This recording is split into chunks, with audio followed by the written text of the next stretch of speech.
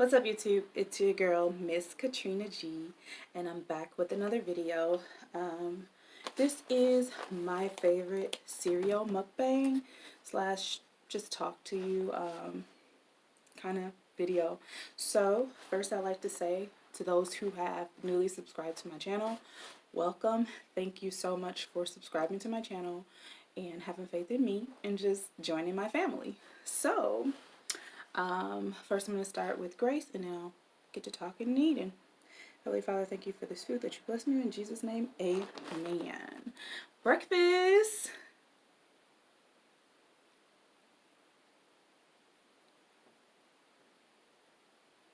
Alright. So, as you saw in the thumbnail, or not in the thumbnail, in the description, this is my favorite cereals. I love Frosted Flakes, and I also love Cinnamon Toast Crunch. And I can eat cereal any time of the day. I can eat cereal day or night.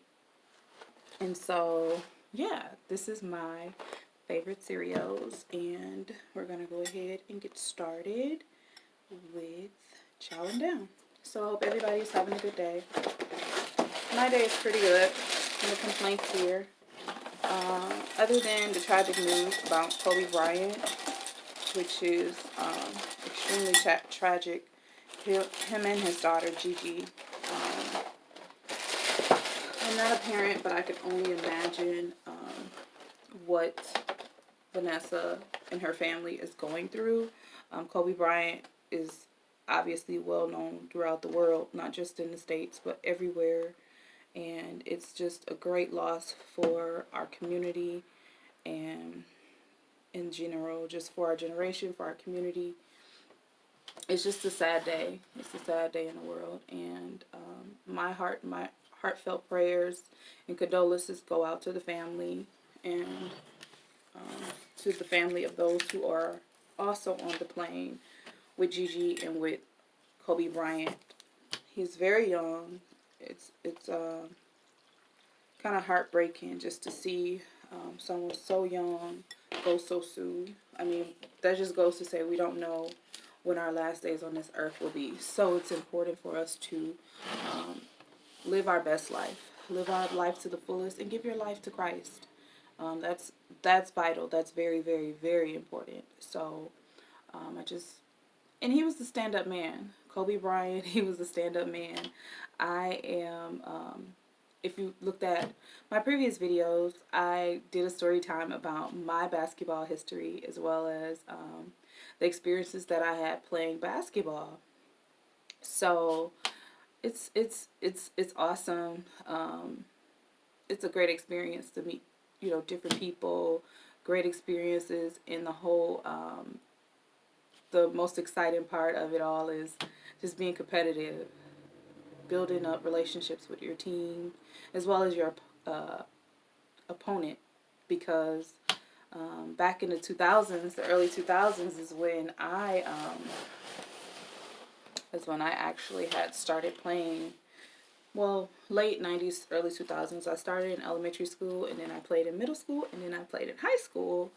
So yeah, you can check out my other video, my story time video, eating ice cream story time video, and I describe my getting to know me, my basketball. So back then, Kobe, he was big, late 90s, early 2000s, and that's my era. So I wasn't a big Kobe fan because I'll tell you what made me definitely consider Kobe. He was really good. I mean, he's one of the greatest, because I still think Michael Jordan's the greatest, but for his era, he was the greatest. He's still the greatest to me after Michael Jordan. Yes, LeBron is really, really good, but Kobe is kind of different. He's very, very unique in his skills. So it's like you can't really compare them. So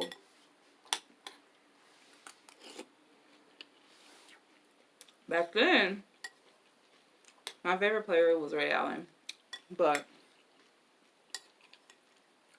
I'm from Wisconsin. What do you expect? Milwaukee Bucks.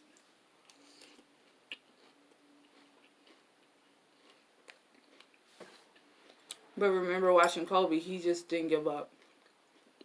Kobe created his own plays too. He always, one of his favorite things that Kobe used to do, he'll go up for the foul and he'll get really, really dramatic, like, oh! And I'm like, he's cheating. I always say that. He's cheating.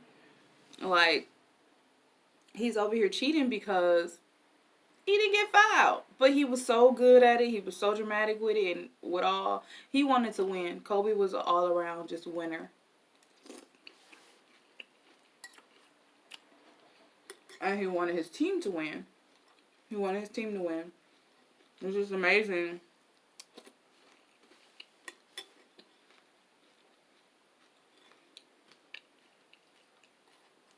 It's amazing how life goes, how it's so short, and you never know what tomorrow holds.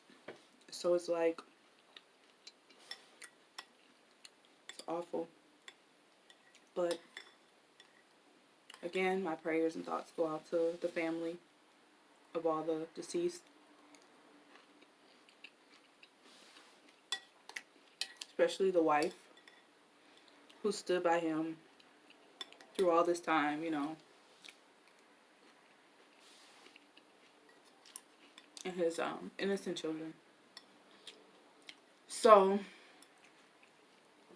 I also wanted to talk about my experience to Africa. I'm sorry, you all, about my lighting. I guess I gotta do better with this because it looks kind of dark, even though it's light out, and I was trying to go for the natural light, but even that didn't sit too well. So, alright, let me make some adjustments here, guys. Alright, here we go. So I'm going to do the thumbnail over since I got better lighting.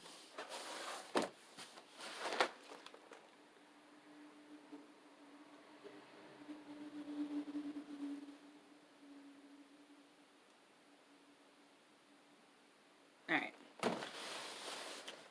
Yeah, so I want to talk about my trip to Africa. I think I had mentioned in my previous videos about my journey to Africa. I have yet to upload the videos, and if you continue to watch my videos, Love Jones Family, you will definitely have the original footage of my full journey to Ghana, Africa, which was the most amazing trip that I have ever went on in my life. I personally love to travel. Love to travel. And since I was 22, I decided every year I'll take a vacation. I started off taking a vacation nationally. I went to Vegas, Miami Beach, Orlando, Atlanta, you know, different cities within the States. And then from there, I had decided to move on and try outside the country. So my first trip outside the country was in Mexico.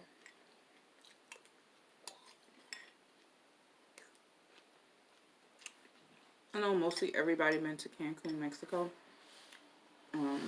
But I would say if you decide to go on a journey traveling outside of the U.S., you should definitely go to Cancun, Mexico first. Because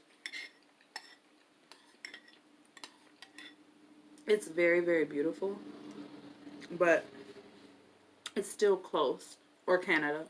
It's still close to the States. So it's not like you're traveling your very first trip abroad or out of the country. You're traveling for a day or for 20 hours. So I would say you should take a shorter trip, but also be outside of the country, outside of the zone, but don't go too far.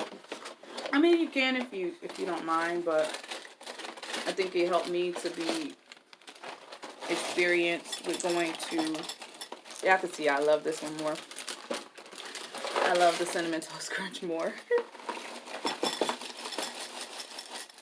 but I'll get to that. Probably not today. But yeah. You want to be comfortable, but that's just my thoughts on it. So I went to Africa, and it's crazy because here in America, the hype about Africa is so not true. And it is so underrated. Africa is the most beautiful place on the planet. Do you hear me, guys? The most beautifulest place. Do not allow the false footage of the village kids, the homeless. That's everywhere. Homeless people are everywhere. And in Africa, they are clearly homeless people. They're not as fortunate as we are financially. But what makes them such a great continent is the peace of mind. Everyone is very friendly. Obviously, if you're from Africa and you're one of my subscribers, I love you. I love everybody. But just like here in America, we always talk about what we don't like about our country. They do that too. So we'll be like, oh, Africa is so amazing. They're like, but, and I get it. I think if the government in Africa was more a citizen grounded place, it will be way better off.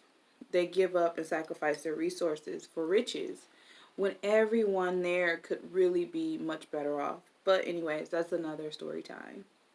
So, yeah, go see it for yourself. You do not want to leave the earth. You do not want to leave the earth before you go to Africa. I loved it. And so, their malls are just like our malls. The malls in the States. And really, other than the infrastructure, I mean, I was in the big city, Accra. So Ghana is the country that's inside of Africa. And then I was in Accra City. So, I mean, every place there is different, but that's a beautiful place to definitely visit. And like I was saying, the malls are super nice. Super, super, super nice. They have, obviously, you know about the market. I wanted to go to the market so bad, and I finally went. And you go to the market and you shop and you negotiate stuff. And it's important when you go, you have someone there you know. My fiance lives there, so if you have not heard about my journey, stay tuned. I have more videos about my 90-day fiance journey. And yeah, stay tuned because he goes for his interview tomorrow. And if you're not subscribed and if you have not hit that bell, you will not get the notification. So make sure you subscribe to my channel and make sure you hit the bell so that you won't miss this beautiful love story with the wedding, with him coming, our first re-counter, because we've met before. So yeah, he was there with me, so he was kind of like my protector to make sure I'm not getting scammed. I'm not saying they're terrible people, but being a foreigner in any country, even here, you can easily get scammed. So it's good to have someone who knows the place, who knows the country, and he talked them down pretty good in money. So I did the market. I did a few things, but the best thing that I enjoyed in Ghana, other than spending time with my fiance, was he took me to Cape Coast Castle. Cape Coast Castle was in a town of called Amelia. So this castle was like, in the movie you see villages. And on the villages, they're like a roundabout. It's like you're going up a hill and it's like a twirl as you go up the hill. And we were going up the hill, and you know, on those cartoon movies and on like movies, they have like woodworkers, people just working. I mean, Ghana's just busy, busy, busy. You talk about hustle, Ghana, hustle, hustle, hustle, hustle, hustle. And I've never for once seen as many black people in my life. And I have seen like here in America. Sorry to get off topic, but especially in the hood, you notice there are kids. I don't know about other cities, but in Milwaukee, there are kids who sell water on the corners. The cutest thing, sell water on the corners, and they do that, and only if the black culture would know. We get it from Africa. That's what they do over there. From babes all the way up, they hustling. They're taking care of business. They're very independent, and it's just the most beautiful thing to see. It's important to know where you come from, whether you're from Europe. I know my grandfather is 100% European. My grandmother is black, and my grandfather is white. And so he's 100% European, and that's my next journey. I want to see where he comes from. You know, my background is to where my grandfather, where was he in Europe? Where was his family from in Europe? So I think it's a beautiful thing to just experience, you know, your culture, your background, where your ancestry come from. But anyways, we took an Uber to the bus that take us to Cape Coast Castle. And the Cape Coast Castle, I think it took us about a total of 3 hours to get there. So it was a big day. It was a beautiful trip. And so the Uber dropped us off at the bus. The bus took us to the town of Amelia. Another Uber met us there, picked us up. It was like a fairy tale. And then we rode up the hill, watched all the workers. I was just so amazed. I got photos, and I also recorded. So, like I said, stay tuned. You'll see the whole trip. And they took us to the castle, and we arrived at the castle, a huge castle. It was the most powerful experience I've ever had.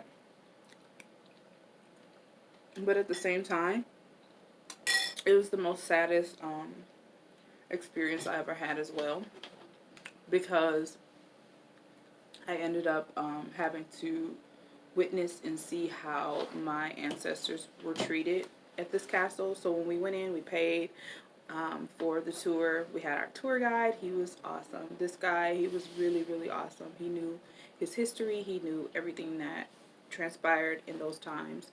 So, anyways, as we took a tour, there was something called the dungeon. It was something like a point of no return or something. So, other than this huge mansion, which you're going to see, there was, okay, so there would be men, there are women. And the governor, he had his governor mansion, which was upstairs. There's a huge balcony that he looks over, and they will cross all the slave women in the middle and point out who they want, who looks good, turn around, do this, do that. I know it sounds very mind-throttling, but it's important to know. And the women, some fought, and some was like, okay, just forget it. So once he called them, there was like a cubby, or like a drop down stairs that they climb up and they go into his room and whatever. And then those who opposed it, who did not want to do it, they were taken into the point of no return, which was the dungeon, to die. No food, no nothing. It was the most saddest thing. And it was like, in every room, it was like a cold feeling. It was just so dramatic, but also so inspirational for wanting to be there to help with change in the world, you know. So it was an experience to have.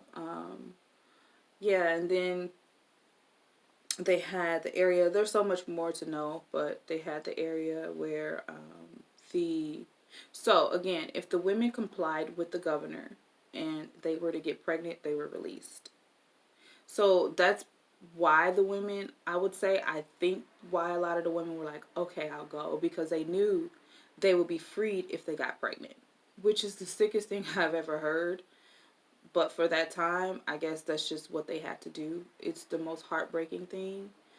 They had like a slide, and I'm not talking about one of our plastic slides the kids slide down, or a blow up slide. They had a stone slide that the people had to slide down. They threw them down there. men and women, onto a ship. And the ship was, the castle was looking right out on the ocean. So the water was right there. The ship was waiting on the slaves, just sitting there waiting on the slaves. So they put the slaves on that ship, and that's where, you know, if you know the history of the African American slave trade, you know how they were on the ship. But that stone slide, just imagine skin going down that slide. Whew. So it gives me more appreciation for my culture. And that ship brought them to America. That exact ship brought my ancestors here to America. So yeah, it was very, very touchy, but very a great experience to know where you come from. So yeah, and that's it for this, my favorite cereal, mukbang slash story time slash rest in peace Kobe Bryant. If you have not already, make sure you subscribe to my channel. I have so much going on, so much that I would love to share with you all. Let me know down in the comments what you would like to see on my channel. And once again, if you're a new subscriber, welcome, welcome, welcome to the family. I appreciate your support, and you are my motivation. Make sure you share this video. Make sure you give it a thumbs up. Let me know that you like it. Don't forget to tell me what's your favorite cereal in the comments. Have you ever left the country? Let me know what was your experience when you left the country. What are some things I can look for when I leave again? And what are some things that you would like to know from me, from my experience? So once again, stay blessed, everybody. Love you. Don't forget to subscribe. All right. Peace out.